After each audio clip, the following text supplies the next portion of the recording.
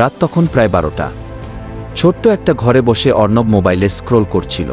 একের পর এক রিলস, ইউটিউব ভিডিও দেখতে দেখতে কখন যে সময় কেটে যাচ্ছিল বুঝতেই পারছিল না। অর্ণবের মা দরজার কাছে এসে বললেন, বাবা, এত রাত হলো, একটু ঘুমা। সারাদিন মোবাইল নিয়ে পড়ে থাকলে ভবিষ্যতে কি করবি? অর্ণব বিরক্ত হয়ে বলল, মা প্লিজ, তুমি বুঝবে না, সবাই এভাবেই সময় কাটায়। পরীক্ষার সময় আসতে লাগল, কিন্তু অর্ণব পড়াশোনায় ঠিকমতো মন দিতে পারছিল না, কারণ মোবাইলের নেশা তার মাথায় ঢুকে গিয়েছিল। পরীক্ষার রেজাল্ট এল, অর্ণব ফেল করেছে। সে লজ্জায় কারো সামনে যেতে পারছিল না। বন্ধুদের বাবা মা তাদের সফলতার জন্য গর্ব করছিলেন, কিন্তু অর্ণবের বাবা চুপচাপ তাকিয়েছিলেন। রাতে মা তাকে বললেন, সময়কে যদি তুমি গুরুত্ব না দাও, একদিন সময় তোমাকে গুরুত্ব দেবে না। অর্ণব তখনও কথাগুলো বুঝতে পারেনি। একদিন পুরনো বইপত্র গুছানোর সময় সে তার ছোটবেলার একটা পুরস্কার পেল, গণিত অলিম্পিয়াডে প্রথম হওয়ার মেডেল। তার চোখে পানি চলে এল। সে তো একসময় মেধাবী ছিল, তাহলে আজ কেন ব্যর্থ?